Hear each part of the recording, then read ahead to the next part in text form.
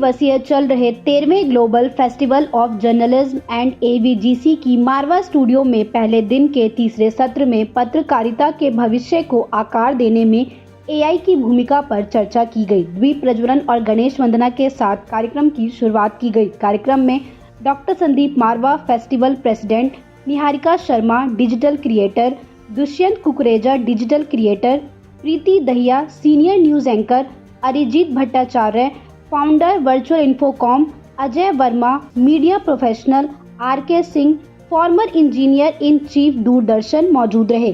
कार्यक्रम में उपस्थित अतिथिगण का बुके भेंट कर स्वागत किया गया।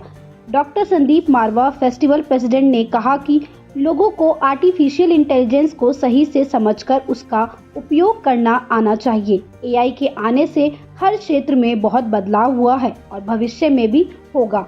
वहां मौजूदा अतिथिगण ने भी एआई पर अपने अपने विचारों को साझा किया। कार्यक्रम में अतिथिगण द्वारा न्यूज बुलेटिन डे फर्स्ट का पोस्टर रिलीज किया गया। साथ ही प्रश्न उत्तर का सत्र भी रखा गया, जिसमें स्टूडेंट्स ने अतिथिगण से कई सवाल पूछे और उन सवालों के जवाब पाए। कार्यक्रम में डॉक्टर संदीप मारवा द्वारा अतिथिगण को फेस्टिवल मोमेंटो देकर सम्मानित किया गया।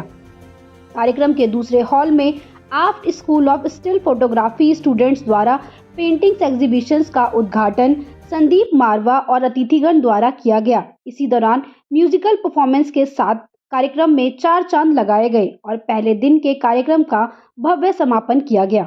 AI is good and bad in both senses, क्योंकि आपको प्रॉम्प्ट देना है। आप कोई भी ऐप यूज करते हो, अगर आप जर्नलिस्ट हो, मे बी आप कोई स्टोरी कर रहे हो, उसके लिए आपको कुछ इनपुट चाहिए, तो आप लोग सबसे पहले डालोगे कि हाँ ठीक है, से फॉर एन एग्जांपल आपको राम मंदिर के ऊपर एक स्टोरी करनी है, कब से शुरू हुआ, कैसे बन रहा है, सो आप वो प्रॉम्प्ट डालोगे, आपको डेटा मिल जाएगा। लेकिन उस डेटा को कैसे आप कोलेट करते हो, दैट इज योर टेक। आप सोचोगे कि आपको वो स्टोरी कैसे बनानी है।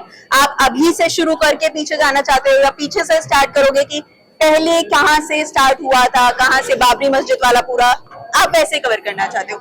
सेम फॉर एन एग्जांपल, आप क्रिएटर बनना चाहते हो, आप वीडियोस बनाना चाहते हो, तो आपको डिसाइड करना है कि आप अपने आइडिया भी वहीं से लेना चाहते हो या फिर आप ये चाहते हो कि आपका खुद का आइडिया है, उसमें आप किस किस एंगल को कवर करना चाहते हो। सो AI will always help you. The only thing is कि आपको उसको सिर्फ एक हेल्पिंग टूल की तरह लेना है, उसके ऊपर कंप्लीटली डिपेंडेंट नहीं हो जाना है, because the day you be completely dependent on it, आपका दिमाग काम करना बंद कर देगा। तो आपको अपने दिमाग का ही काम लेना है, AI को सिर्फ एक टूल की तरह, एक हेल्पिंग हैंड की तरह इस्तेमाल करना है। AI के आने से जर्नलिज्म में इम्पैक्ट ये है कि आपके हाथ में जो टूल्स हैं वो और ज्यादा बेहतर हो गए हैं, लेकिन AI का इस्तेमाल करने के लिए हर जर्नलिस्ट को अपने दिमाग का इस्तेमाल जरूर करना पड़ेगा।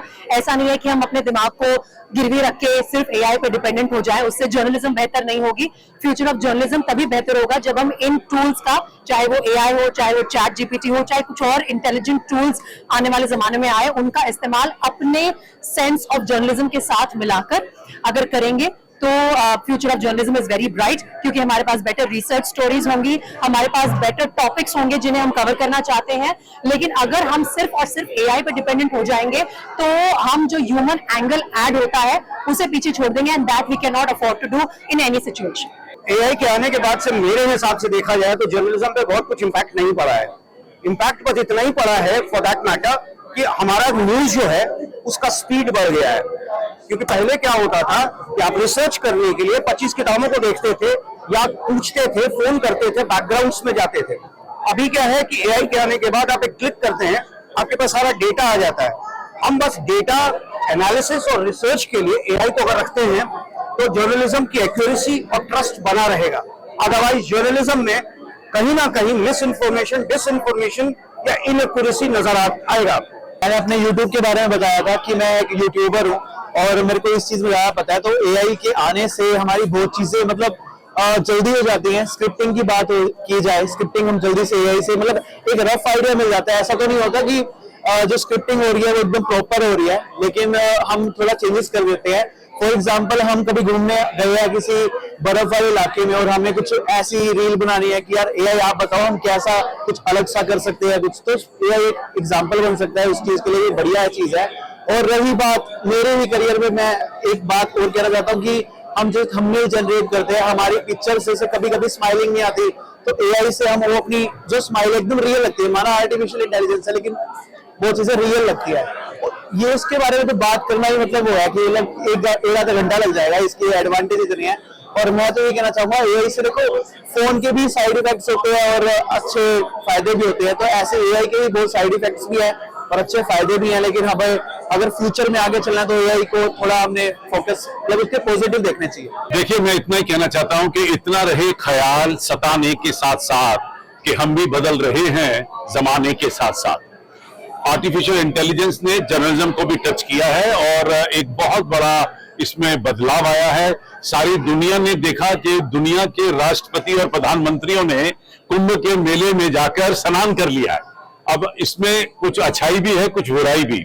तो जब भी कोई नई टेक्नोलॉजी आती है, नई डिस्कवरी या इन्वेंशन होती है, तो उसके दोनों पहलू देखे जाते हैं, कुछ बुराइयां और कुछ अच्छाइयां। तो हो सकता है कि इस वक्त क्योंकि आर्टिफिशियल इंटेलिजेंस ने जर्नलिज्म के ऊपर एक प्रभाव डाल दिया है, तो बहुत सारा क्रिटिसिज्म भी पैदा हुआ है।